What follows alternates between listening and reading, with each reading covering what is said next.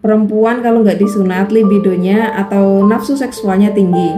Itu mitos atau fakta? Oke, itu mitos. Sebenarnya kalau kita bicara mitos sunat perempuan tuh banyak sekali ya yang kita temukan di masyarakat gitu. Saya mencoba untuk mengidentifikasi ada sekitar 9 sebenarnya ya, 9 mitos yang terkait dengan sunat perempuan itu. Misalnya nih ya, perempuan yang tidak disunat itu libidonya tinggi ya, nafsu seksualnya tinggi ya gitu ya. Nah sebenarnya hasrat seksual itu ditentukan oleh otak, bukan oleh jenis kelamin atau alat genitalianya ya.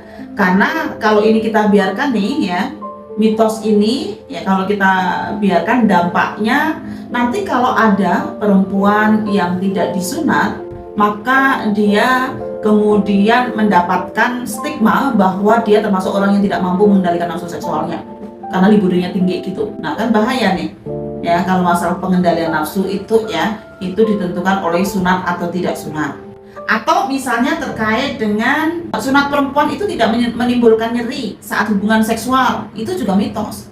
Karena dari banyak kejadian mereka yang disunat itu faktanya banyak yang mengalami nyeri ketika melakukan hubungan seksual. Apalagi kalau sunatnya, mohon maaf sekali ya, sampai benar-benar klitorisnya itu dipotong misalnya, itu akan bisa menimbulkan kenyerian ya di dalam hubungan seksual itu gitu. Ada juga misalnya sunat perempuan itu dapat memperbaiki kesuburan loh, itu juga mitos. Faktanya subur tidak suburnya seseorang bukan karena dia disunat atau tidak disunat. Nah sehingga nanti penting nih untuk kita bincangkan agar jangan sampai nih ada orang yang lama tidak punya anak, lalu ini gara-gara kamu nggak disunat sih makanya kamu nggak bisa punya anak, bukan begitu.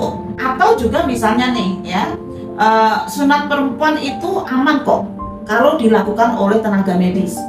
Nah dari riset yang ada yang dilakukan oleh Komnas Perempuan dan UGM ya, PSKK UGM saat itu menemukan bahwa dengan adanya tenaga medis untuk melakukan sunat, pernah ada saat itu ya, itu malah justru menimbulkan dampak medikalisasi yang luar biasa karena jadi dibedah, dijahit dan sebagainya ya. Sehingga kalau ada yang mengatakan sunat perempuan itu aman jika dilakukan oleh tenaga medis, itu adalah mitos ya.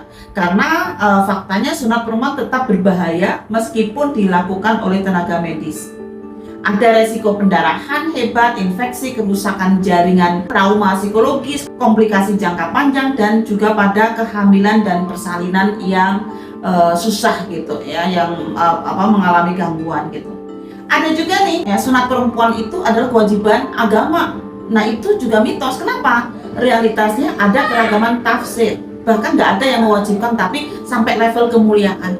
Di konten sebelumnya ya kita sudah membahas tentang bagaimana pandangan agama itu terhadap persoalan sunat perempuan itu gitu ya. Nah juga ada nih anggapan yang mengatakan bahwa sunat perempuan tuh bikin seorang perempuan tuh Islamnya kafah, Islamnya sempurna.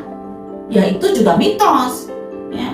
Kenapa? Ya karena kesempurnaan keislaman perempuan itu tidak ditentukan oleh dia sunat atau tidak, tapi ditentukan oleh bagaimana amal ibadahnya dan keberadaannya itu membawa kemaslahatan, kemanfaatan untuk orang lain atau tidak. Kan begitu. Ada satu lagi nih ya, perempuan yang tidak disunat dia membawa dosa waris berupa kegenitan, keliaran, kebinalan, dan juga perilaku menyimpang. Itu juga mitos. Tidak ada hubungannya perempuan yang dia binal, perempuan yang dia itu tidak mampu mengendalikan nafsu seksual itu karena disunat atau tidak. Dan juga banyak mereka-mereka yang tidak disunat ya, malah justru mereka bahagia dalam keluarganya. Saya termasuk perempuan yang tidak disunat dan saya bahagia dalam keluarga saya, termasuk saya juga mempunyai kesehatan seksualitas di dalam bagaimana relasi saya terkait dengan isu seksualitas dengan pasangan misalnya. Kenapa? Ya karena saya nggak disunat gitu. Jadi persoalan sunat tidak itu sebenarnya tidak mempengaruhi kekafahan ya seorang perempuan, tapi justru membawa kemudorotan. Oh ya, ada mitos lagi nih ya, yang terakhir ya. Ada mitos seolah-olah begini ya, laki-laki itu nggak mendukung loh ya kegiatan program kebijakan yang menghentikan sunat perempuan. Siapa bilang? Di Indonesia dan di negara-negara lain itu faktanya banyak sekali laki-laki yang dia sangat mendukung program penghapusan sunat perempuan ya. Jadi jangan sampai kemudian seolah-olah sunat perempuan itu urusannya perempuan sendiri, bukan, ini adalah urusan bersama. Di dalam pemantauan kami dulu di Komnas Perempuan ya, ketika kita menyampaikan ya, bapak-bapak itu langsung telepon istrinya, yaitu pas saat itu di Gorontalo ya, Bu, kemarin anak kita dengan mandi lemon itu diapain ya? Sunatnya diapain gitu. Jadi langsung ada kekhawatiran dari seorang ayah, khawatir sekali kalau pas prosesi mandi lemon dengan adanya sunat perempuan di dalamnya itu kemudian akan merusak organ reproduksi putrinya. Ini bukti bahwa perempuan ya itu juga didukung ya hak-haknya oleh laki-laki. Jadi laki-laki juga banyak yang peduli untuk menghapus sunat perempuan. Nah, karena kita sudah banyak belajar tentang mitos-mitos sunat perempuan, yuk ya kita beragama lebih cerdas untuk kemudian tidak melanggengkan mitos-mitos yang ada itu. Terima kasih.